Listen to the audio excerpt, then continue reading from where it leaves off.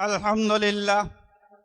এ পর্যায়ে বক্তব্য রাখবেন আজকের এই নির্বাচনী জনসভার সম্মানিত বিশেষ অতিথি, বাংলাদেশ জামাত ইসলামীর সম্মানিত সহকারী সেক্রেটারি জেনারেল জননেতা আব্দুল হালিম।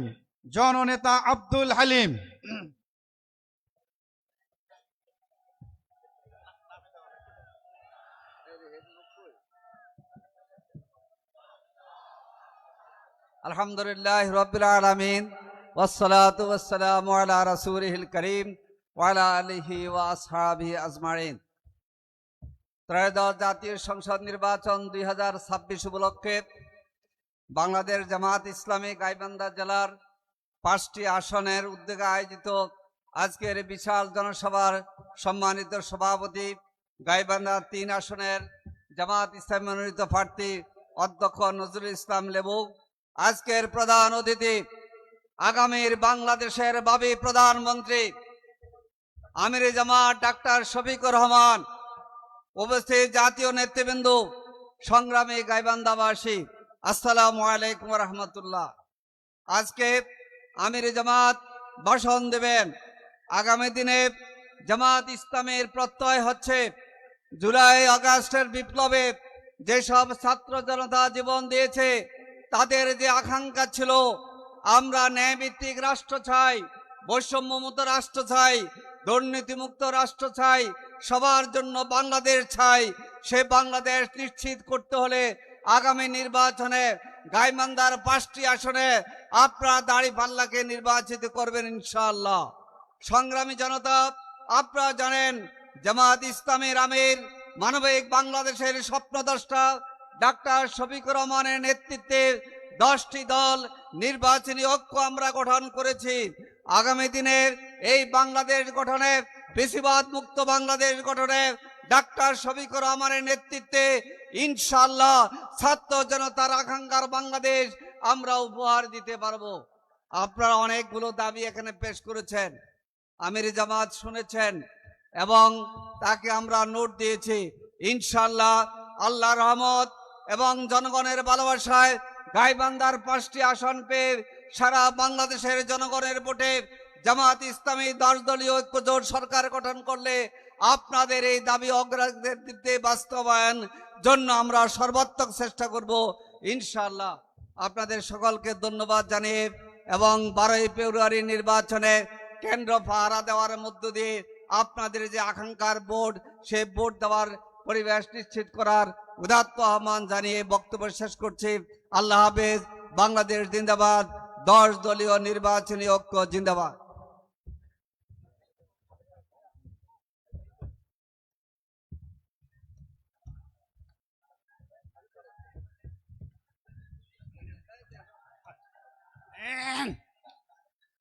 আলহামদুলিল্লাহ। এ পর্যায়ে আমাদের সামনে বক্তব্য রাখছেন আজকের এই নির্বাচনী সভার সম্মানিত সভাপতি, গাইবান্ধা 3 আসনের সম্মানিত এমপি পদপ্রার্থী, স্বৈরাচার সরকারের নির্যাতিত জননেতা অধ্যক্ষ মৌলানা নজরুল ইসলাম।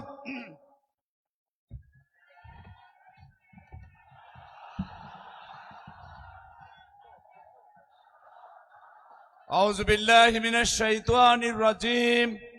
বিসমিল্লাহির রহমানির রহিম। অধ্যক্ষের এই জনসভার মোহতারাম প্রধান অতিথি আমিরে জামাত ডাক্তার শফিকুর রহমান এবং বিশেষ অতিথি আব্দুল হালিম ভাই সহ অন্যান্য নেতৃবৃন্দ, গাইবান্ধা আমি সহ 5 আসনের এমপি পদপ্রার্থীবৃন্দ, সম্মানিত গাইবান্ধাবাসী, আসসালামু আলাইকুম ওয়া রাহমাতুল্লাহ। সে রব্বুল আলামিন দরবারে শুকরিয়া আদায় করি। রব্বুল আলামিন দীর্ঘদিন পর আমাদেরকে এই হাই স্কুল মাঠে গাইবান্ধা জেলার জনসভা করার সুযোগ দান করেছে বলি আলহামদুলিল্লাহ। দরুদ ও সালাম পেশ করি আমাদের নেতা সাইয়েদনা হযরত মুহাম্মদ মুস্তাফা সাল্লাল্লাহু আলাইহি ওয়াসাল্লাম। সম্মানিত ভাই বন্ধুগণ, আজকে আমাদের মাঝে আমিরে জামাত এই প্রোগ্রামে হাজির হয়েছেন, আপনারা খুশি না বেজার? আমরা আগামী দিনে আশা করি আমিরে জামাতের আজকের এই প্রোগ্রামের উপস্থিতিতে গাইবান্ধা জেলার 5টি আসন আমাদের বিজয় হবে ইনশাআল্লাহ। আমরা আগামী দিনে আমিরে জামাতকে এই দেশের প্রধানমন্ত্রী হিসেবে দেখতে চাই। কারা কারা দেখতে চাই একটু হাত তুলে দেখুন। সম্মানিত ভাই বন্ধুগণ, আমরা আজকে আনন্দিত যে আজকে এই জনসভায় আমিরে জামাত উপস্থিত হয়েছেন। আমি বিশ্বাস করি আমরা পলাশবাড়ি এলাকার লোক বেশি নির্যাতিত হয়েছে বিগত আন্দোলন সংগ্রামে। আজকে সেই পলাশবাড়িতে আমাদের মাঝে আমিরে জামাত উপস্থিত হয়ে সেই নির্যাতন নিপীড়ন মামলা হামলা আমরা সব ভুলে গিয়েছি। আমি আর কথা না পারে আজকে আমি আপনাদের সকলকে নিবেদন করব, আসুন সকলে ময়দানে আমরা বাকি কয়েকটি দিন ঝাঁপিয়ে পড়ব, আন্দোলন করব, সংগ্রাম করব, জনগণের কাছে গিয়ে আমরা আমাদের বক্তব্য পেশ করব। জনগণকে আমরা হ্যাঁ ভোটের পক্ষে কথা বলবো, দাঁড়িপাল্লা মার্কায় ভোট দিয়ে আগামী দিনে আমরা যেন বিজয় ছিনিয়ে আনতে পারি এই আশাবাদ ব্যক্ত করে আপনাদের সকলের সুস্বাস্থ্য মঙ্গল কামনা করে আমার কথা এখানে শেষ করছি। আমার তৌফিক ইল্লা বিল্লাহ ওয়া আখিরু দাওয়ানা আলহামদুলিল্লাহি রাব্বিল আলামিন। আসসালামু আলাইকুম ওয়া রাহমাতুল্লাহ। আলহামদুলিল্লাহ। এ পর্যায়ে বক্তব্য রাখবেন যাকে কেন্দ্র করে আজকের এই আয়োজন, যার অপেক্ষায় আমরা সকাল থেকে এখানে অপেক্ষা করছি, বাংলাদেশ জামাত ইসলামীর সম্মানিত আমিরে জামাত ডাক্তার শফিকুর রহমান। নারায়ে তাকবীর। বাংলাদেশ জামাত ইসলামী জিন্দাবাদ জিন্দাবাদ। আমিরে জামাতের আগমন, শুভেচ্ছা স্বাগতম।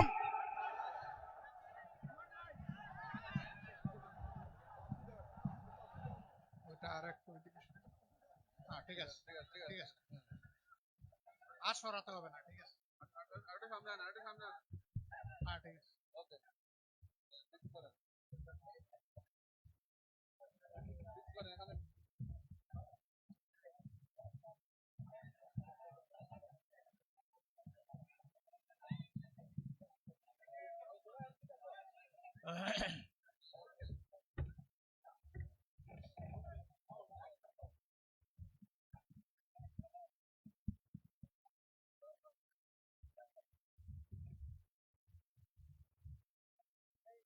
আসসালামু আলাইকুম ওয়া রাহমাতুল্লাহ।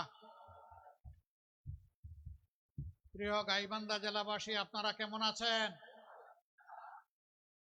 আপনারা ভালো আছেন? আলহামদুলিল্লাহি রাব্বিল আলামিন ওয়াসসালাতু ওয়াসসালামু আলা রাসূলিহিল কারীম ওয়া আলা আলিহি ওয়া সাহবিহি ওয়া আহলি বাইতি আজমাইন। গাইবান্ধা জেলা 10 দলীয় নির্বাচনী ঐক্য কর্তৃক আয়োজিত আজকের এই নির্বাচনী জনসভার সম্মানিত সভাপতি, মঞ্চে বসা আমাদের প্রিয় সংগঠন বাংলাদেশ জামাতে ইসলামী সহ সকল বন্ধু প্রতিম প্রিয় সংগঠনের কেন্দ্রীয়, আঞ্চলিক এবং স্থানীয় নেতৃবৃন্দ, প্রিয় গাইবান্ধা জেলাবাসী এবং সাংবাদিক বন্ধুগণ, আজ আমি আপনাদের সামনে সত্যিকার অর্থে কোনো বক্তৃতার ফুলঝড়ি ছড়াতে আসেনি। আমি এসেছি আপনাদের একজন হয়ে বাংলাদেশের অতি গুরুত্বপূর্ণ উত্তরাঞ্চলের একটি গুরুত্বপূর্ণ জেলা এই গাইবান্ধার মানুষের সুখ এবং দুঃখের সাক্ষী হতে। আমি এসেছি গত 15.5 বছর স্বৈর শাসনের জাতাকলে যারা পিষ্ট হয়েছেন, এই বন্ধুগণ, শ্রোতা বন্ধুগণ, আপনারা বসেন, এই ভাই আপনি কথা শুনেন তো, এই যে ভাই আপনি কথা শুনেন, এই যে ভাই, উনাকে আমি বলছি, উনাকে আপনি বসেন। সাংবাদিকরা তাদের পেশাগত দায়িত্ব পালন করবে, এই সুযোগ দিতে হবে তাদেরকে।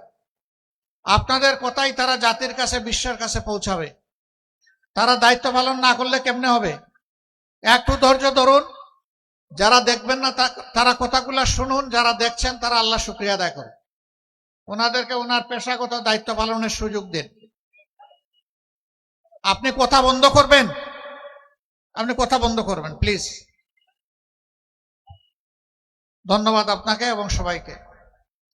তো বলছিলাম যে আমি এসেছি 15.5 বৎসর গোটা দেশ এবং জাতি ফ্যাসিবাদের কবলে পড়ে যে নির্যাতিত হয়েছে, সেই নির্যাতিত মানুষের কণ্ঠ হয়ে। আমি এসেছি 15.5 বৎসরে যে সমস্ত কচি শিশুরা বাপ হারিয়ে, পিতা হারিয়ে এতিম হয়েছে, তাদের দুঃখের গল্প শোনাতে। আমি এসেছি কান্নাবাজা সেই মায়ের চোখ মুছে দেওয়ার জন্যে, যিনি তার সন্তানকে হারিয়ে প্রতিনিয়ত আল্লাহর দরবারে ফরিয়াদ করে চলছেন। জালিমরা যাকে খুন করেছে। আমি এসেছি সেই বোনটির জন্য, যৌবনে কচি বাচ্চা সহ স্বামী হারিয়ে আস্তে চোখের সামনে অন্ধকার দেখতে পাচ্ছে। আমি তাকে আমার পক্ষ থেকে সংহতি, 10 দলের পক্ষ থেকে সংহতি, সম্মান, শ্রদ্ধা এবং সান্ত্বনা যোগাতে এসেছি। আমি এসেছি সেই সমস্ত মজলুম মানুষের জন্য। স্বৈরাচারী সরকার শুধুমাত্র তার রাজনৈতিক প্রতিপক্ষ হওয়ার অপরাধে যাদেরকে তাদের ন্যায্য চাকরিটা কেড়ে নিয়েছিল, তাদের পক্ষে কথা বলতে। মসজিদের ইমাম মুয়াজ্জিনকে গায়ের জুড়ে মসজিদ থেকে বের করে দেওয়া হয়েছিল। তাদের আহাজারির সাথে আমার কণ্ঠ মিলাতে আমি এখানে এসেছি। প্রিয় গাইবান্ধাবাসী, এই যে আপনাদের পাশ দিয়ে নদীগুলা বয়ে গিয়েছে, এগুলা আল্লাহ তাআলার রহমত, নিয়ামত। কিন্তু এই নিয়ামত গুলাকে অতীতের 54 বছরের সরকারগুলো সংরক্ষণ করেনি। এক সময় যে নদী দিয়ে জাহাজ চলতো, এই নদী দিয়ে এখন সাধারণ নৌকা চলাচল করতে পারে না। গতকাল ঢাকা থেকে যখন আসছিলাম, নিচের দিকে চেয়ে চেয়ে দেখলাম, আর আস্তে আস্তে চোখের কোনায় পানি জমে গেল। নদীর পানি উবে গিয়ে নদীগুলো এখন মরুভূমি, কঙ্কাল হয়ে পড়ে আছে। এই নদীগুলো আল্লাহর দান। 4টা বড় বড় নদী আল্লাহ তাআলা নর্থ বেঙ্গলের মানুষের জন্য নিয়ামত হিসাবে দান করেছিলেন। তিস্তা, ধরলা, করতোয়া এবং ব্রহ্মপুত্র, সবগুলা নদীর একই অবস্থা। নদীর অবস্থা হলো শরীরের রক্তনালীর মতো। রক্তনালী দিয়ে যদি রক্ত সঞ্চালন হয়, যে কোনো প্রাণী বা মানুষ বেঁচে থাকবে। কিন্তু যদি রক্তনালী বন্ধ হয়ে যায়, তাহলে শরীরের ওই অংশ মারা যাবে। আর ব্রেইনের যদি রক্তনালী বন্ধ হয়ে যায়, মানুষটাই মারা যাবে। আজকে কার্যত অতীতের সরকারগুলার উপেক্ষা, উদাসীনতা, অবহেলা গোটা নর্থ বেঙ্গলকে মৃত্যুর দিকে ঠেলে দিয়েছে। নদী মরে যাওয়া মানে আমাদের মাটি মরে যাওয়া। আমাদের মাটি মরে যাওয়া মানে আমাদের রিজেকের দুয়ার বন্ধ হয়ে যাওয়া। মহান আল্লাহর পর ভরসা করে আপনাদেরকে আমরা কথা দিচ্ছি, উত্তরবঙ্গের মানুষের নয়, শুধু বাংলাদেশের আপামর জনতার ভালোবাসা, দোয়া, সমর্থন এবং ভোট নিয়ে আমরা যদি সরকার গঠন করতে পারি, তাহলে নর্থ বেঙ্গলে প্রথমে আমাদের দৃষ্টি পড়বে মরা নদীগুলাদের উপর। নদীর জীবন ফিরে আসবে, নর্থ বেঙ্গলের জীবন ফিরে আসবে ইনশাআল্লাহ। আমরা গোটা নর্থ বেঙ্গলকে একটা কৃষিভিত্তিক রাজধানীতে পরিণত করতে চাই। এখানকার মানুষ আসমানের আপেল খাওয়ার জন্য কারো কাছে দাবি জানায়নি। সহজ সরল জীবনযাপন, অল্পে তুষ্ট, কঠোর পরিশ্রমী। তাদেরকে তাদের পরিশ্রমের জায়গাটা তৈরি করে দিতে হবে। হাড় ভাঙ্গা পরিশ্রম করে এখন মাঠে আগের মতো ফসল ফলে না। সার দিতে দিতে জমির জান শেষ। এর মূল কারণ হচ্ছে ওই যে মিঠা পানির পরশ থেকে, স্পর্শ থেকে আমাদের মাটি, আমাদের জমি বঞ্চিত হয়ে পড়েছে। তিস্তা মহাপরিকল্পনার পাশাপাশি নদীগুলাকে জীবন দেওয়ার মহাপরিকল্পনা নেওয়া হবে ইনশাআল্লাহ। আমরা কারো লাল চক্ষুকে ভয় করি না ভাই, আমরা ভয় করি শুধু আল্লাহ রাব্বুল আলামিনকে। কোন আধিপত্যবাদের ছায়া বাংলাদেশে আমরা দেখতে চাই না। অবশ্যই বিশ্বের সকল সভ্য দেশের সাথে আমরা বন্ধুত্বের সম্পর্ক চাই। আমরা প্রতিবেশীদেরকে আমাদের প্রতিবেশী হিসাবে দেখতে চাই। আমরা কারো উপর খবরদারি করতে চাই না, আর কেউ এসে 56,000 বাংলাদেশের উপর খবরদারি করুক তাও দেখতে চাই না। আমাদের কথা একদম পরিষ্কার। 54 বছর যেই শাসন, যেই রাজনৈতিক ব্যবস্থা, যে বন্দোবস্ত দেশবাসীকে ফেসিবাদ উপহার দিয়েছে, এই শাসনও আমরা আর দেখতে চাই না। আমরা চাই তার আমূল পরিবর্তন। সেই আমূল পরিবর্তনের সময়টা আপনাদেরকে, দেশবাসীকে হাতছানি দিয়ে ডাকছে আগামী 12 তারিখ।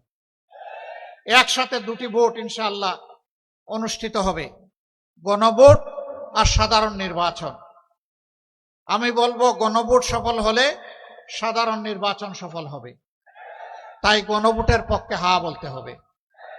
জুলাই শহীদদের প্রতি সম্মান দেখানোর জন্য গণভোটের প্রতি হা বলতে হবে। আপনাদের বুকের সন্তান আবু সাইদ বাংলাদেশকে পরিবর্তন করে দিয়ে গেছে, গোটা বাংলাদেশকে উদ্দীপ্ত করে তার জীবন উপহার দিয়ে এ দুনিয়া থেকে সে চলে গেছে। সে আওয়াজ দিয়ে গেছে, হে বাংলাদেশ, তোমাদের হাতের তালুতে আর তোমাদের ঘাড়ের উপর, হাতের তালুতে আমার রক্ত, ঘাড়ের উপর আমার লাশ আমি উপহার দিয়ে গেলাম। আমাদের স্বপ্ন বাস্তবায়নে তোমরা শহীদদেরকে ভুলে যেও না। আমরা কথা দিচ্ছি, আমরা ভুলে যাব না ইনশাআল্লাহ। ওরা কি চেয়েছিল? ওরা চেয়েছিল একটা দুর্নীতিমুক্ত বাংলাদেশ, একটা বৈষম্য মুক্ত বাংলাদেশ, একটা ন্যায় বিচারের বাংলাদেশ, একটা আধিপত্যবাদ মুক্ত বাংলাদেশ, একটা উন্নয়নের বাংলাদেশ, একটা যুবকদের আকাঙ্ক্ষার বাংলাদেশ। রাস্তায় নেমে স্লোগান দিয়েছিল, উই ওয়ান্ট জাস্টিস। বুক পেতে দিয়ে বলেছিল, আমার অধিকার আমাকে দাও, নইলে আমাকে গুলি দাও। ডানা মেলে বলেছিল, বুকের ভিতরে তুমুল ঝড়, বুক পেতেছে, গুলি কর। গুলিকে পরোয়া করে নাই। হে দেশবাসী, আমরা কি আবু সাইদ ও তার সঙ্গী শহীদদের কাছে ঋণী নই? এই ঋণ পরিশোধে আপনারা প্রস্তুত আছেন? সদা জাগ্রত পাহারাদার হিসাবে সবাইকে প্রস্তুত থাকতে হবে।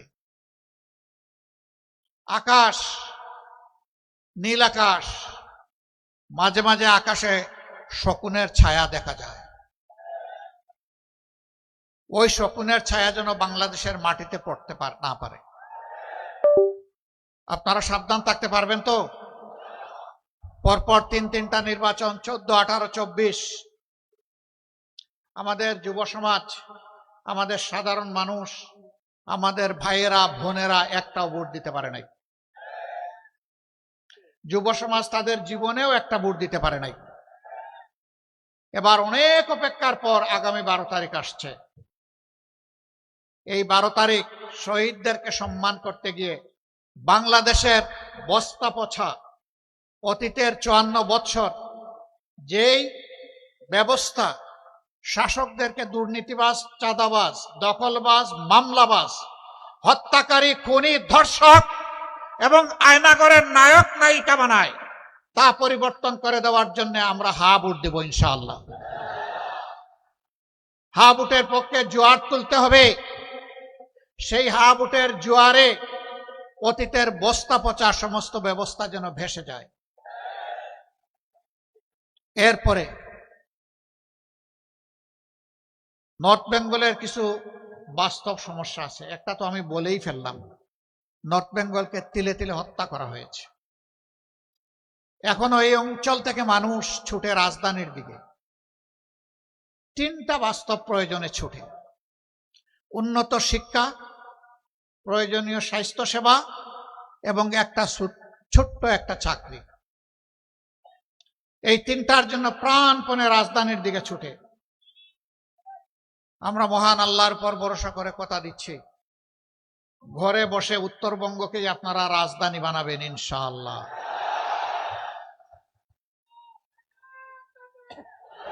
আমরা যুবকদের হাতে আমরা বেকার ভাতা দেব না। বেকার ভাতা বেকার তৈরির কারখানায় পরিণত হবে। আমাদের যুবকরা বেকার ভাতা চায় না। আমাদের যুবক যারা আছে তারা তাদের হাতে তাদের ন্যায্য কাজটা চায়।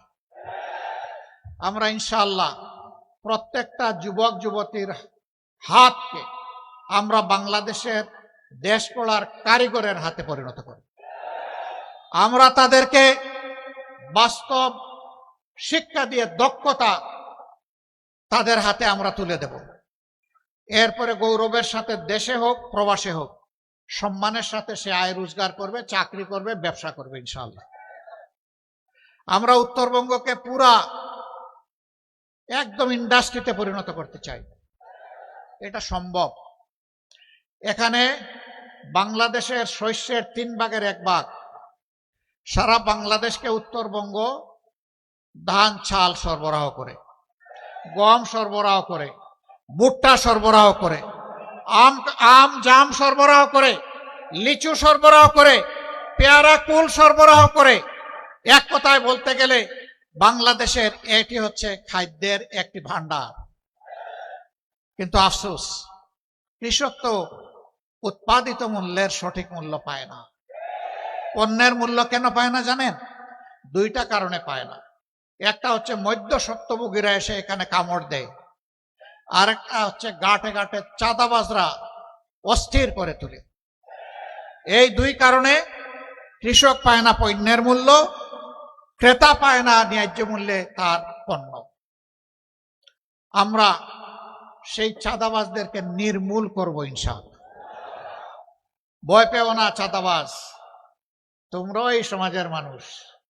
আমরা ইনশাআল্লাহ তোমাদের হাতেও সম্মানের কাজ তুলে দেব। তোমরাও সম্মানের সাথে বসবাস করবা। সেদিন আর মুখ লুকিয়ে তোমাদেরকে চলতে হবে না সমাজে। তোমাদের মা বাপকে কেউ চাঁদাবাজের মা বাপ আর বলবে না। তোমার স্ত্রীকে কেউ চাঁদাবাজের স্ত্রী বলে খুঁটা দেবে না। আর মাঝে মাঝে মানুষের জালে বন্দী হয়ে তোমাদেরকে বিপদে পড়তে হবে না। তোমরাও সম্মানের সাথে বসবাস করবা ইনশাআল্লাহ। এইভাবে প্রত্যেকটা হাতকে আমরা প্রত্যেকটা হাতে কাজ তুলে দিয়ে সম্মানের হাত বানাতে চাই। আপনাদের কোনো আপত্তি আছে? এই অবস্থা যদি তৈরি হয়, রাজধানীর দিকে প্রাণপণে ছুটতে হবে না ইনশাআল্লাহ। স্বাস্থ্য সেবার জন্য ছুটেন। আমাদের অঙ্গীকার হচ্ছে এখন 33টা জেলায় মেডিকেল কলেজ আছে, 64টা জেলার মধ্যে 31টা বাকি আছে। আমরা পর্যায়ক্রমে ইনশাআল্লাহ সব জায়গায় মেডিকেল কলেজ গড়ে তুলব এবং সব জায়গায় সরকারি বেসরকারি বা যৌথ উদ্যোগে বিশেষায়িত হাসপাতাল ক্রমান্বয়ে গড়ে তোলা হবে ইনশাআল্লাহ। এই সুবিধা যদি আপনি গাইবান্ধায় বসে পান, আপনি ঢাকায় যাবেন কেন? আপনার সময় এবং অর্থের অপচয় করবেন কেন? সেখানে গিয়ে অসহায়ের মতো আপনাকে ঘুরতে হবে কেন? এখানে তো বাড়িতে বসেই আপনি সেই সেবাটা নিতে পারবেন।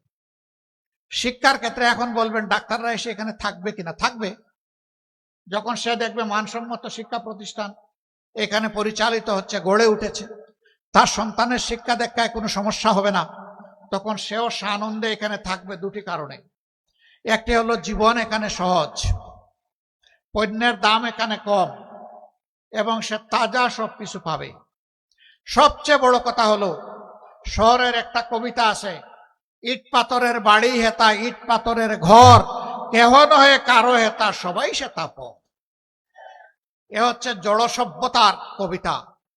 আর গ্রামে যখন আসবে তখন দেখবে যে মানুষ বড়ই প্রাণ খোলা, মানুষ সম্মান করে, ভালোবাসে, মর্যাদা দেয়, যেটা শহরে পাওয়া যায় না। মানুষের ভালোবাসার জালে তারা বন্দী হয়ে এখানেই থাকবে ইনশাআল্লাহ। আমরা এই তিনটা জিনিস যদি নিশ্চিত করতে পারি, উন্নত শিক্ষা, মানসম্মত স্বাস্থ্য সেবা এবং সকলের হাতে হাতে কাজ, তাহলে আলহামদুলিল্লাহ নগর আর সাগরের ব্যবধান দূর হয়ে যাবে, কোনো ব্যবধান থাকবে না। আমরা আর মরুভূমির বাংলাদেশ দেখতে চাই না, আমরা উর্বর বাংলাদেশ গড়ে তুলব। উর্বর হবে আমাদের জনশক্তি, উর্বর হবে আমাদের মাটি। আমরা এই দেশকে ভালোবাসি, আমরা মানুষকে ভালোবাসি। চরম বিপদে আপনারা সাক্ষী, আমাদের নেতৃবৃন্দ জেলে গিয়েছেন, ফাঁসির কাস্টে ঝুলেছেন হাসতে হাসতে। দফায় দফায় আমরা আপনারা জেলে গিয়েছি, প্রিয় বাংলাদেশ ছেড়ে আমরা যাইনি। আমরা ছিলাম জীবনের, সম্পদের, ইজ্জতের ঝুঁকি নিয়ে বাংলাদেশের সাথে ছিলাম। কেন ছিলাম? কারণ এই মাটিটাকে বড় ভালোবাসি। হে মাটি, তোমাকে ফেলে যাব না। তবে আল্লাহর যদি কোনো ইচ্ছা থাকে সেটা ভিন্ন। আল্লাহ যদি কোনো দায়িত্ব পালনের উদ্দেশ্যে কোথাও নিয়ে যান সেটা ভিন্ন, কিন্তু শুধুমাত্র জালিমের ভয়ে দেশ ছেড়ে পালাবো ইনশাআল্লাহ তা করব না। মহান আল্লাহর সাহায্যে ছিলাম, মহান আল্লাহর মেহেরবানিতে আছি, সুখে দুঃখে গোলাগুলি করে আপনাদের সাথেই থাকবো ইনশাআল্লাহ। আমরা যদি সময়ের কুকিল হই, তাহলে সময় যখন আসবে তখন এসে আপনাদেরকে গান শোনাবো কুহু কুহু। ও সময় যখন চলে যাবে ডানা মেলে তখন আমরা উড়ে যাব। আর যদি আমরা আপনাদের একজন হই, কোথায় যাব? আপনজন ফেলে যাব না, ইনশাআল্লাহ এখানেই থাক। জীবনে মরণে, সুখে দুঃখে মহান আল্লাহর উপর ভরসা করে আমরা একসাথে পথ চলবো ইনশাআল্লাহ। আমরা শিশুদের জন্য তাদের মেধা বিকাশের একটি বাংলাদেশ গড়তে চাই। তরুণ তরুণী, যুবক যুবতীদের জন্য আগামীর স্বপ্ন বাস্তবায়নের হাত হিসাবে তাদেরকে গড়ে তুলতে চাই। আমাদের মায়েদের জন্য ঘরে, চলাচলে এবং কর্মস্থলে শতভাগ সম্মান এবং নিরাপত্তা নিশ্চিত করতে চাই। আমাদের জীবনের চাইতে আমাদের মায়ের সম্মান আমাদের কাছে অনেক দামি। ইনশাআল্লাহ আমাদের সকল মেধা যোগ্যতা দিয়ে মায়েদের সম্মানকে আমরা নিশ্চিত করব ইনশাআল্লাহ। তারা দেশ গড়ার কাজে সমান তালে, যোগ্যতা এবং প্রয়োজন মোতাবেক তারাও আমাদের সাথে অবদান রাখবে। তারা আমাদের কৃষিক্ষেত্রে কাজ করেন না, তারা বাড়ির আশেপাশে বাগান লাগান না, তারা স্কুলের শিক্ষকতা করেন না, তারা সেনাবাহিনীতে চাকরি করছেন না।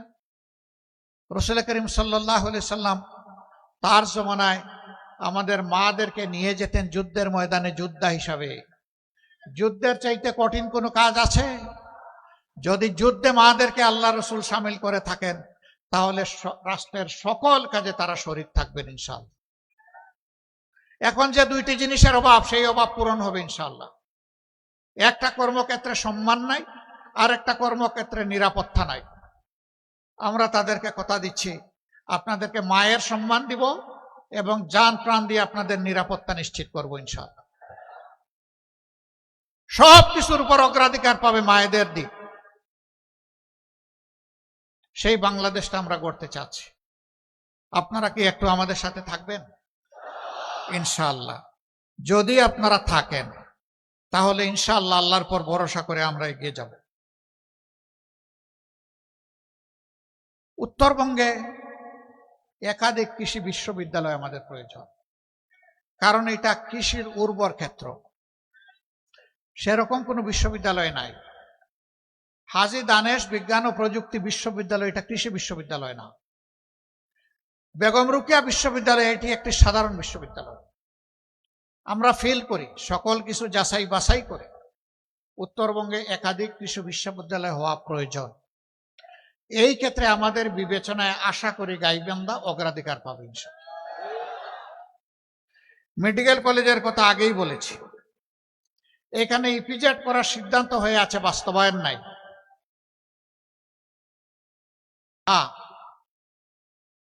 ইপিজেড এখানে হওয়া উচিত কর্মসংস্থানের জন্য এবং আমাদের উৎপাদিত যে সমস্ত পণ্য আছে সেইগুলাকে প্রসেসিং করা, বাজারজাত করা, বিশ্ব বাজার ধরার জন্য, বাংলার বাজার ধরার জন্য প্রয়োজন আছে। আমরা অবশ্যই এটার দিকে মনোযোগ দিব ইনশাআল্লাহ, আপনারা দোয়া করবেন। তারপরে বালাসী বাহাদুরপুর নাকি না বাহাদুরাবাদ, একটা সেতু দুই দিককে বিচ্ছিন্ন করে রেখেছে। আমরা চেষ্টা করব দুইটাকে জোড়া দিয়ে দিতে, আপনারা দোয়া করবেন ইনশাআল্লাহ। এটা বড় কাজ নয়, বড় মনের প্রয়োজন, বড় ভীষণের দরকার।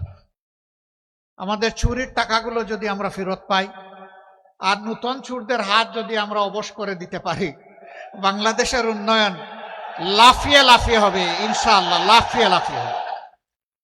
আপনারা দোয়া করবেন। তারপরে ফুলচুড়ি সাগাটা নদী শাসন না, শুধু ফুলকড়ি সাগাটা না, সকল নদীগুলোকে শাসন করব না। মানুষ বলে নদী শাসন, শাসন করলে তো ওরা ভয় পাবে, নদীগুলো কান্নাকাটি করবে, দুঃখ পাবে না। নদীকে আপন করে তুলে নিব, আমাদের সন্তান বানাবো প্রত্যেকটা নদীকে ইনশাআল্লাহ। নদীগুলাকে, সন্তানকে যেভাবে মানুষ লালন পালন করে, আমরা নদীগুলাকে কুলে নিয়ে সেইভাবে লালন পালন করব ইনশাআল্লাহ। নদীমাতৃক বাংলাদেশ। আমরা একসময় নদীর কূলে আমরা গিয়ে বসে যাব, মা এখন আমাদের নৌকাটা নিয়ে তুমি চলো, আমাদের জাহাজ নিয়ে চলো, আমাদের লঞ্চ নিয়ে চলো, যা বন্ধ হয়ে আছে। আপনারা দোয়া করবেন। চলার পথে অনেক বাধা আছে, ষড়যন্ত্র আছে, সেই বাধা ষড়যন্ত্র আল্লাহ তাআলা যেন অতিক্রম করতে আমাদেরকে সাহায্য করেন।